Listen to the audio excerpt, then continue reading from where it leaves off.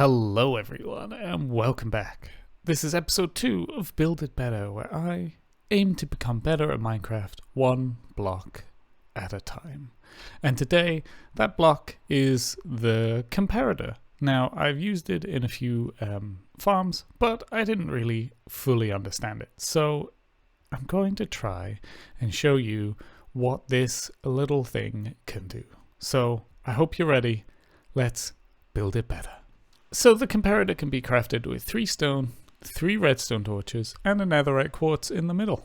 The comparator, when placed, is placed facing away from the player. It has a torch on the front, which can be turned on and off.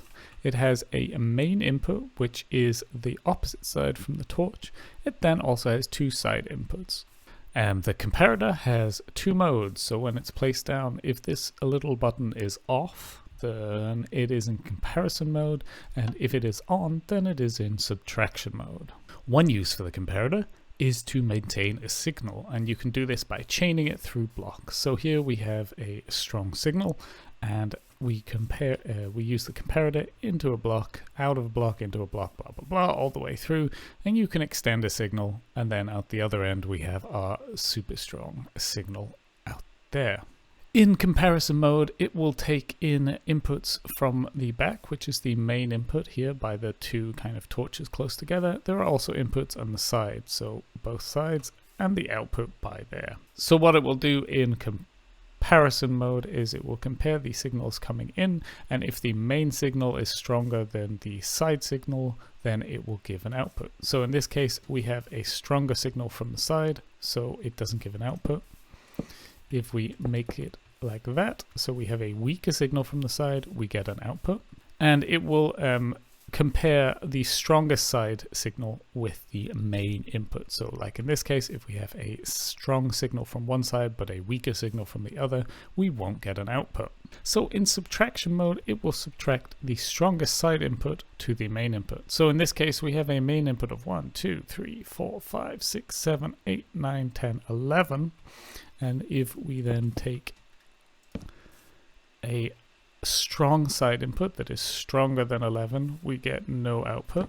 If we then take a weaker side signal to our stronger main signal, then it will do the calculation and subtract it. So we had it without, we go from 11, then when we take this off, we have 1, 2, 3, 4, 5, 6 as our output. When placed like this out of a certain block, it can be used to measure the output. For example, the output of a jukebox. So if we put in this music disc, which is chirp, we get an output of 4. If we put in 13, we get an output of 1. And when we put in this other side disc in Java, well, we get a pretty strong signal. The comparator can be used in this sort of setup where we are passing an item between 2 hoppers, and then we can take a signal when something is in the hopper. It can be also used in this kind of clock situation where we are taking a comparator out of 2 sets of hoppers and using that to slow down this output. So the comparator can be used to measure outputs of block states, and this is kind of grouped into a few sections.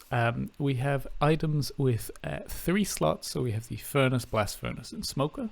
We have items with 5 slots, so we have the brewing stand, hopper, and hopper minecart. We have items with 9 slots, so we have the dropper and dispenser. We then have items with 27, so that's the 2 types of chests, so the trapped and normal, the barrel, the shulker, and the minecart with a chest in it. And then we have the 54 slots, which is the double chest. As we saw earlier, we also have the jukebox with a single slot. For example, if we wanted a output power level of 4 from one of the 3 slotted items, you would need to add 42 items in it. For the items with 9 slots in, you will need 2 stacks of 62 to get an output of 4. For the large chest with 54 slots, you'll need 741 of the items that can be stacked into 64, which works out as 11 and a bit. And for the jukebox, you just need chirp. So that's it. that's a little bit more about comparators. I hope you learned something today. I definitely did. And I look forward to experimenting and playing around with comparators a bit more in my worlds. So thank you so much for joining me, and bye bye.